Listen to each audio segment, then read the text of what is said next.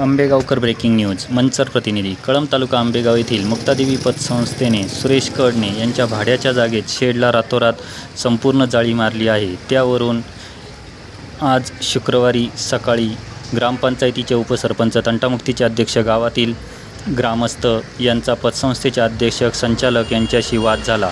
त्यावेळी वादाचे रूपांतर आरेरावी भाषेमध्ये झाल्यामुळे उपसरपंच कमलेश वरपे, तंटामुक्ती अध्यक्ष महेश भालेराव, युवासेना अध्यक्ष सुमित वरपे, उपशाखा प्रमुख प्रमोद पिंगळे, जागा मालक सुरेश कडणे, संजय उर्फ पिंटू भालेराव यांनी यावेळी आपली भूमिका मांडली. पतसंस्थेचे अध्यक्ष अंकित जाधव यांच्याशी दूरध्वनीवरून संपर्क केल्यानंतर सदरविषयी त्यांनी आपले मत मांडण्यास नकार दिला.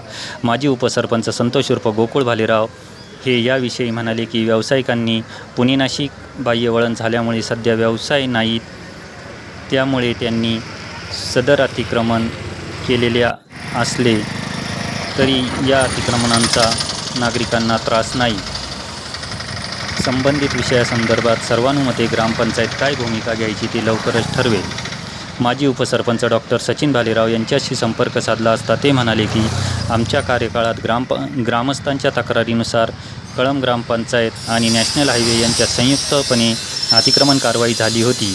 त्यावेळी पुणे नाशिक महामार्गालगतची अतिक्रमणे तसेच लौकी रोडवरील सार्वजनिक बांधकाम विभागाच्या जागेतील अतिक्रमणे काढण्यात आली होती. तरी नवीन ग्रामपंचायतीने अतिक्रमणांकडे लक्ष न दिल्यामुळे आता एक जागा मालक रस्ता बाह्यवळण झाल्यामुळे आपल्या दुकानापुढे शेड उभारत आहे. त्यामुळे ग्रामपंचायतीने लक्ष न दिल्याने गावात अनेक ठिकाणच्या जागेवरती अतिक्रमणे झाली आहेत. त्या संदर्भात नवीन ग्रामपंचायतीने निर्णय घेण्याची सर्वस्वी जबाबदारी आहे. आजच्या विषयामुळे बाकी व्यावसायिकांवर अतिक्रमणाची टांगती तलवार येणार का, याविषयी काय होते लवकरच कळेल. बोला, काय विषय काय बोला. विषय असा आहे, सकाळी झोपेत असताना त्याच्या बाजूला असलेल्या मुक्तादेवी पतसंस्थेने पुढच्या बाजूला नॅशनल हायवेच्या हद्दीमध्ये अतिक्रमण केलं आहे आणि ते पण अतिक्रमण तुम्ही पाहू शकता, बॅरिगेड मारून केलं आहे. ठीक आहे, तुमची जागा असेल तिथपर्यंत करायला आमची कोणाची काही हरकत नव्हती, पण आमच्याच ग्रामस्थांचा गावचा 20वा कट्टा या ठिकाणी आहे. याच्यात ज्यावेळेस माणसाची मैत होती त्यावेळेस या ठिकाणी ठेवलं जातं आणि लोक या ठिकाणी येऊन वाट पाहतात. ही नॅशनल हायवेची जागा आहे, तर गेल्या 4-5 वर्षापूर्वी नॅशनल हायवेने कारवाई करून त्यांना त्या ठिकाणी ते तोडून टाकलं होतं. पण आता प्रत्येकजण पुढे यायला लागलेला आहे. तर ग्रामस्थांचं असं म्हणणं आहे की प्रत्येकाचं अतिक्रमण या ठिकाणी काढलं जाईल, सगळ्यांचं अतिक्रमण काढलं जाईल. आपल्यासोबत एक जागा मालक सुद्धा आहे, ज्यांच्या जागेमध्ये अतिक्रमण झाले, आपण यांना पाहू शकता. ते म्हणतात आम्ही बांधायला परमिशन. तर ग्रामस्थांचं म्हणणं आहे की हे अतिक्रमण काढण्यात यावं आणि लोकांना गाडी लावण्यासाठी, उभं राहण्यासाठी, बसण्यासाठी मोकळ्या जागा त्या ठिकाणी मिळाव्यात. आणि काही ग्रामस्थांचं अजून असं म्हणणं आलं की 20वा कट्टा देखील रस्त्यावर आहे, तो देखील आतमध्ये घेण्यात यावा. म्हणजे लोकांना त्याही गोष्टीचा ग्रामपंचायत या ठिकाणी विचार करणार आहे. आणि व्यवसायधारकांना हात जोडून नम्र विनंती आहे, तुम्ही तुमचा व्यवसाय करा, व्यवसाय चालवा, चांगले यशस्वी व्हा, आमचं त्याच्याशी दुमत नाही. पण गावातल्या ग्रामस्थांना, सर्वसामान्य माणसाला तुम्ही धरू नका, एवढंच या निमित्ताने तुम्हाला सांगतो. आणि कुणीही चॅलेंज नेण्याची भाषा करू नका, कारण गावकरींचं राव काही करू शकत नाही, हे पण तुम्ही लक्षात घ्या. आणि एवढंच या ठिकाणी सर्वांना विनंती करतो, थांबतो.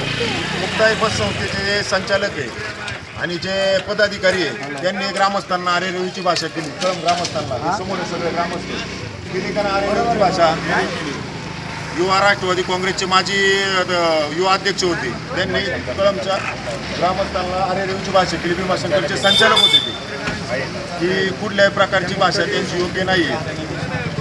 यांचा जाहीर निषेध, कळंब ग्रामस्थांच्या वतीने जाहीर निषेध. आता ग्रामपंचायतीचं काय म्हणणं आहे? ग्रामपंचायतीचं म्हणणं आहे, आम्ही उद्याच जे काही अतिक्रमण केलेले लोक असतील, PWDशी आम्ही संपर्क केला, नॅशनल हायवेशी संपर्क केला आहे. त्यांनी आम्हाला कळवलं आहे की तुम्ही तुमच्या लेवलवरती तुम्ही ते अतिक्रमण काढून घ्या. तर आम्ही उद्याच्या उद्या या सर्व अतिक्रमणधारकांना नोटिसा पाठवणार आहोत आणि त्यांना ते अतिक्रमण मोकळं करण्यासाठी आम्ही सांगणार आहे. त्यांना काही दिवसांची मुदत दिली जाईल, त्या मुदतीत त्यांनी जर केलं तर ठीक, नाहीतर ग्रामपंचायत स्वतःच्या खर्चाने करून त्यांच्या मालमत्तेवर त्या ठिकाणी बोजा चढवी. जागा मालक आपलं काय म्हणणं आहे या सगळे काढायचे तर सगळ्यांचे टोटल इकडचं तिकड सगळ्यांचं काढलं पाहिजे. एकटे वाहन नाही ना कामाचा नाही. हे तुमच्या परवानगीने झालंय का? नाही कोणी बांधलं तुमची हे तुमची परवानगी नाही का जाळी मारायला? पतसंस्थेचे चेअरमन सकाळी आले, ग्रामस्थांनी त्यांना विचारणी केली हे कुणी बांधलंय, तर त्यांनी सांगितलं सदर आम्हाला बांधकाम करायला हे कडनेंनी परवानगी दिली. आणि कडने म्हणतात आता परवानगी आम्ही दिलेली नाही, पण यांच्या शब्दात शब्द नाही चेअरमनचा, पतसंस्थेचा चेअरमनचा शब्दात शब्द नाही. संचालक आहेत ते गावकऱ्यांना दमदाटी करतायत. माझे काय झाटं उपटणारे उपटा म्हणतायत. या पद्धतीतच बोललाय सुरेश तो. बोला, तुमचं काय म्हणणं आहे याच्यावर? या अतिक्रमणाबाबत तुमचं काय म्हणणं आहे? सगळ्यांचं काढायचं, सगळ्यांचं काढा. एकटं उभं अतिक्रमण एकटं नको. तुम्ही हे बांधकाम करा. हे तुमच्या विचाराने झाले का? फक्त ते जाऊ दे. तुम्ही जे तुमचं अतिक्रमण काढायचे ना शेवट टोटल काढा. एखादच नाही सगळ्यांचं काढा. बोला, तंटामुक्ती अध्यक्ष, आपलं काय म्हणणं आहे याच्यावर? माझं एवढंच म्हणणं आहे काय शेजारी हे बँक आहे, लोक येतात बसतात, सर्वांचं येतात आतमध्ये इकडेही गप्पा होतात. आणि हे सौजन्याने पाहिजे होता, आज लोकांना जागा नाही बसतात. आणि समजा आणखी शेत असतील ते संचालक आहे, तर अवैधाची भाषा करायला नाही पाहिजे.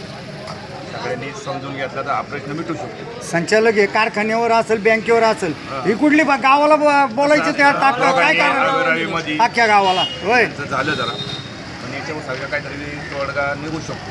सगळ्यांना जीत अरे बाहेर गावचे येऊन तुमच्या गावात आपले वोकंडी बसतात आणि आपण सहन करायचं का? होय, धंदा करायचा धंद्याच्या पद्धतीने करा का? अख्ख्या गावाला म्हणता का झाटो पडणार आहे का तुम्ही आमची?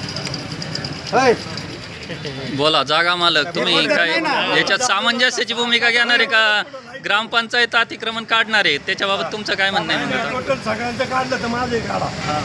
यांचं अतिक्रमण आहे, हे अतिक्रमण आहे, हे अतिक्रमण काढा. हे अतिक्रमण आहे, काढलंच पाहिजे 100% अतिक्रमण. मान्य आहे. पण ते असं म्हणतात तर सगळ्यांचं काढल्यावर माझं काढा.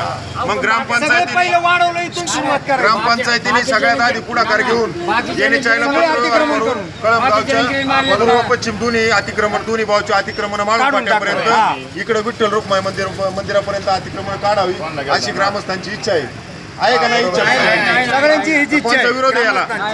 नाही. संकेत आहे का? बोला, काय विषय झाला इथं?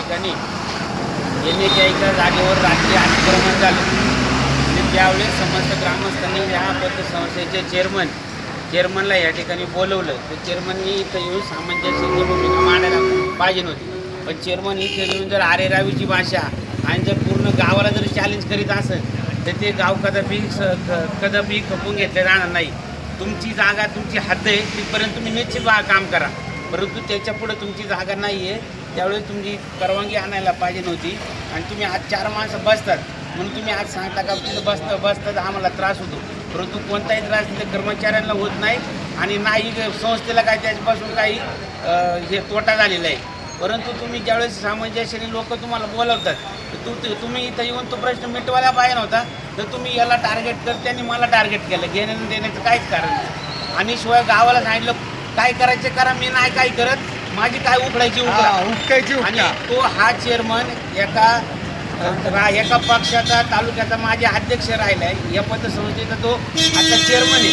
बोलायची भाषा कारखान्याचा संचालक आहे. मग बोलायची भाषा हा माणूस आज राजकारणात असेल, समाजकारणात असेल, गावगाड्यात फिरतोय, तर तुझी बोलायची भाषा व्यवस्थित पाहिजे.